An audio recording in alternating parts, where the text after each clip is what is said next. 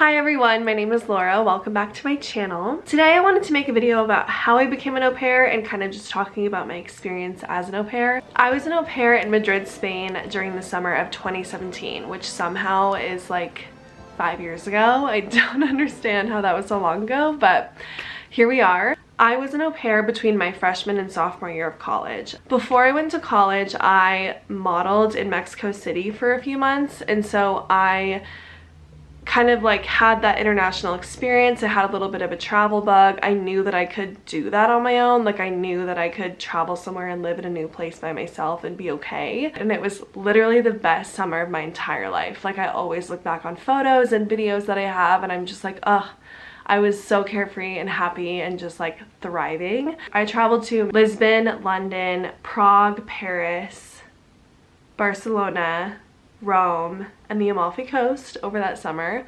It was so incredible. Like, I can't even put words to it. I would say I started looking for families in November of 2016 and I left to be an au pair in May of 2017, so like 6 months before. I'm sure I could have done it later, but I was just doing it over the holidays when I was home. But I created a profile on aupairworld.com, which is kind of like a Facebook, like social media platform for au pairs and families. So I went on and created my profile. I uploaded my photo, wrote a little, like about me bio. You also, as an au pair, select the countries you're interested in, the language that you speak, the language that you want to learn how to speak or that you like want to experience. And then you also select, like how long you're available, what time of year you're looking at. And then the au pair family on the other side, they're creating a profile, they're uploading their photos, they're selecting where they want their au pair to be from, time period, and all of that as well. So they're like matching you on the aupairworld.com platform and then you kind of like scroll through and have like a feed of families and it shows their location and like a little blurb and the time period and all of that. So from there you can kind of just go through and start favoriting families and messaging families, which is what I did. And then you set up like a Skype call. So I had probably like 3 or 4 Skype calls before I found the family that I ended up going with. The Skype calls are so important. I can't even emphasize it enough. You have to see the vibe of the family, and like there's so many things to look for during the Skype call. Like, have they had au pairs before? Because that for me was a huge thing. Like, it was my first time being an au pair.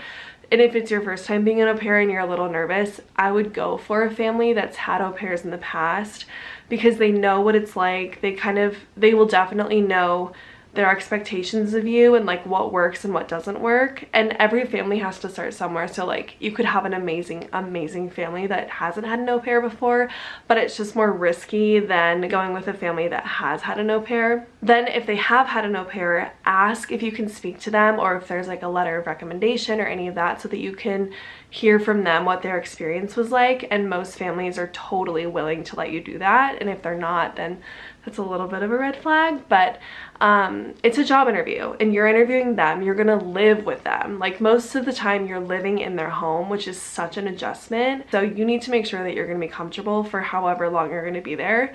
And it seems so fun to like travel on your own and be in Europe for the summer or wherever you're going, but you really do need to make sure that your living situation and like the people that you're working for, that's a healthy situation. It just can't be overstated how much of an adjustment it is to live in someone else's home that you've never met before in a foreign country that you're not familiar with. Like, that can be a really hard adjustment. And I can make a whole video on how I get through situations like that, because I've done it a few times now. But that's just a huge adjustment, and it's not all amazing all the time. Like, it was for me for most of the time, but I did have days where I was like upset or homesick or having a hard time adjusting. So just mentally prepare for that, and just know that like for the rest of your life you'll look back on those months you spent in Spain or Italy or France or Australia and be like, God, that was the best time of my life, So just have no regrets. Do your research, make sure you feel comfortable, and bring a really good camera and just capture every moment, because you're gonna look back on it forever and be like, I was having the time of my life. Like, that's how I feel about it. I just feel Like, that girl in 2017 was living it up, seeing every landmark in Europe. Like, it was just so much fun. I would say when you're on your Zoom call, the most important thing to ask and really clarify is what they expect from you. I've heard so many stories from girls that have shown up. They've like had their expectations laid out and they showed up and the family like wanted more from them or expected like these other jobs to get done. It just wasn't fully communicated, and I think sometimes like that can be the family not knowing what they want. But all of the negative au pair stories that I've heard personally have come from that sort of a miscommunication. Another thing to bring up is, where are they located? If you, like for me, I was in Madrid and my family lived literally in the city, so I could just walk. But I had friends whose families were like in the outskirts of the city, so they had like a 30-minute commute in, and like if we went out for the night, they had to leave before the public transport closed, like at 1 a.m. or whatever. So they had to like leave early and go home by themselves a really long distance. So that's another thing to consider, is like if you want to be in the city, try to find a family that's in the city. I know that might not always be the easiest thing, but just try at least, because it'll be convenient and safer for you. One of the important things to ask is if the kids are excited to have an au pair. I think that's like a huge thing that people don't think about, but if the kid isn't excited to be around you or have you in their home, it's just going to be a constant battle. So seeing if the kids are on the call, if they're willing to talk to you, if they're excited, if they've had au pairs, did they like the au pairs, did they like having an older girl in the home with them, like questions like that. And then ask if you can see like your living situation on the call, like if you can see your bedroom and if you can see what that will look like.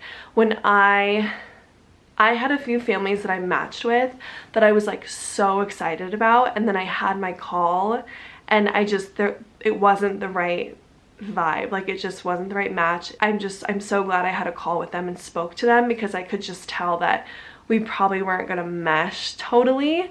So, and that's just the way it is. You're not gonna mesh with everyone. So make sure you're setting up calls and like asking your questions, getting a really good read. Like, don't go into it with rose-colored glasses. Like, be really realistic with yourself, because you're gonna be living in their home and spending every day with them, and they're gonna be your boss. Like, they're gonna be in charge of what you do and your hours and things like that. So don't be naive about your situation. I was an au pair to the most wonderful family. I literally love them. They are my second family. We're still in touch very frequently. They showed me around the apartment. They showed me my room. They also had an au pair currently at the time, so she was able to talk to me like right there on the spot and tell me about her experience, and then the family left the room and let her talk to me privately one-on-one. It was just a super positive, open conversation, no red flags at all. And then after the call, they gave me like 2 other contacts of previous au pairs. I was able to talk to them, and I had a girl and a boy, brother and sister, and they were the sweetest. I was like their 5th au pair, so they were totally used to it. They knew, you know, how it was going to be. They knew that I was going to be picking them up from school and that we were going to do English after school and all of that stuff. So that it really wasn't an adjustment for the kids, and I like to think that I'm like a fun personality, so I think we clicked pretty fast. But so I showed up in May, and for the first few weeks I was there, the kids were still in school. So I would wake up in the morning, help get breakfast ready, help get them dressed, pack their backpack, and then I would walk them literally around the corner and up the street to go to school. I did meet some girls through just the pickup and drop off at the school, which was really easy. And then I would have the whole day to myself. So I'd like go for a walk or go to a museum or just like go shopping, go get lunch, go read a book. While you're first adjusting to being in a foreign city, just get outside, go for a walk, familiarize yourself with the city, find your new favorite coffee shop, find a bookstore, find, you know, the big shopping street. Just familiarize yourself as much as you can, and just like put in your AirPod, or put in one AirPod and listen with the other ear, but put in one AirPod, listen to a podcast, and just walk. And like that, I promise that will help so much. If you're having culture shock or like adjustment issues, that will help a ton. I can make a whole video on how to deal with culture shock, because I've done it a million times, or just like homesickness. Anyways, so I picked them up from school after like at I think like 3 or 4. And then I'd go pick the kids up, we'd walk back home, we'd have a snack, and then I would help them with their homework, and then we would do like an hour or 2 of English. So we would do like writing a story in English, watching a movie in English, reading a book, like a little English chapter book, because they were speaking Spanish. They knew English very well, but we were just learning it. So, and I have no teaching experience whatsoever, so I was just kind of like going with what the previous girls had left behind and what, you know, like the games they had and the worksheets they had. I was just kind of going with that. But they would read a book, we'd write stories, we'd play games, and they were totally like, there was no pushback on that, so that was really easy as well. And then the parents would come home, I would go to the gym sometimes, and then we'd make dinner together. And dinner was my favorite part of the whole thing, because I would learn how to make Spanish dishes with them, like traditional Spanish food that I'd never heard of before. I'd help Eva cook in the kitchen. She'd teach me like what the utensils were in Spanish and stuff, just like the kitchen vocab. It was just like those moments in the kitchen with her, just like making food, I'll remember for the rest of my lifetime. Eva, if you're watching this. And then we'd make dinner together. We just talk about the day, and those were the best conversations, because we would just talk about like what life was like for them in Spain and what life was like for me in the US. Family traditions, holidays that we celebrate. It was just like fascinating to me, and I've always been super curious about other cultures and how other people live. And so conversations like that, just like totally, I grew as a person. I have a whole new perspective on life, like all of that. So those were my favorite nights, every dinner that we had together. And then when summer hit, that was like a few weeks in. So that was actually really nice. I went before school was out, and I was able to adjust and kind of still have my days. And then summer kicked in and I had the kids all day. So I was already fully adjusted and like knew the city pretty well, which was really nice. But then I would wake up, we'd have breakfast, and then we'd just do activities all day. So like pool, they had a pool in their apartment building that we would go to. We'd go to like local donut shops and bookstores, and we'd go to the palace, we'd go to the market, we'd go to an art museum. So just stuff like that. They'd have their friends over, so I'd get to know their friends and the friends' parents. So it was just like so fun. I absolutely loved it. I really don't spend much time with kids. Like I babysat for one family when I was younger, but no extensive experience, and I think I totally lucked out with my family, and I'm so aware of that and so grateful. But I also think like if you just go into it with the mindset of like, this is going to be the best, most life-changing experience, I just have to give my all and be positive, you'll get that back usually. This was the first time that I was really headed to Europe by myself, that I was really headed to Europe at all, honestly. I went on one trip to Italy for a week, but this was like really going for it. And so over that summer, I finished my freshman year of college, and then like a week later I went to Madrid. You can literally travel on such a budget in Europe. You can do cheap flights, stay in hostels, like just do all of that stuff and go travel as low budget as you can, but like as safely as you can. That summer was the first time I ever stayed in a hostel, and I was really nervous the first time, but I ended up meeting so many other solo travelers that were my age, male and female, and I did guided tours with the hostel. I would eat breakfast with them in the morning. We did like walking tours, pub crawls, all that stuff. So it ended up being the best. And now whenever I go to Europe, I always try to stay in a hostel, at least for part of my trip, because you just meet so many people from all over the world. And so I know a hostel can be like scary, especially if you're from America, because it's like not really that much of a thing here, but it's just the best way to meet people, especially if you're in your 20s and stuff. Like just do it, you know, experience everything, do the research on the city you're going to before you go, you know, like plan out your museum visits and your sightseeing. It's so fun to go and see all of those places for the first time, like the Eiffel Tower and the Big Ben and the Colosseum and all of that stuff. I saw all of it like for the first time by myself, and just walking up, you're like on Google Maps, and then you walk up and you're like, oh.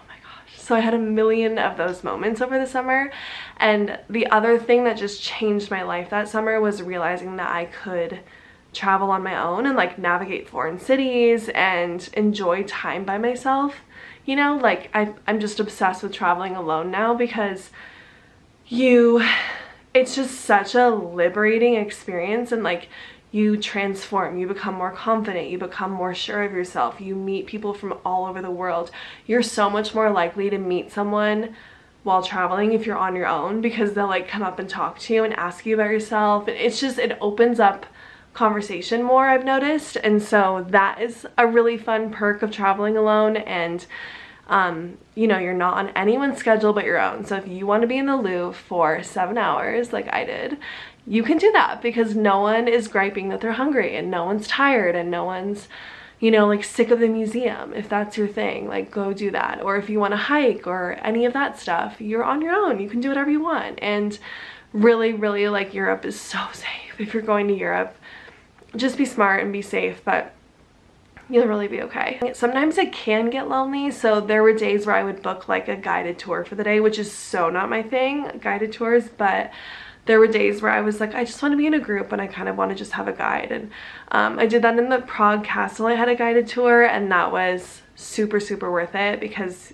I learned so much that day. Like, I could have walked around up there and probably figured some stuff out, but having a guide there was really, really invaluable. So anyways, this literally was the most enriching summer of my entire life.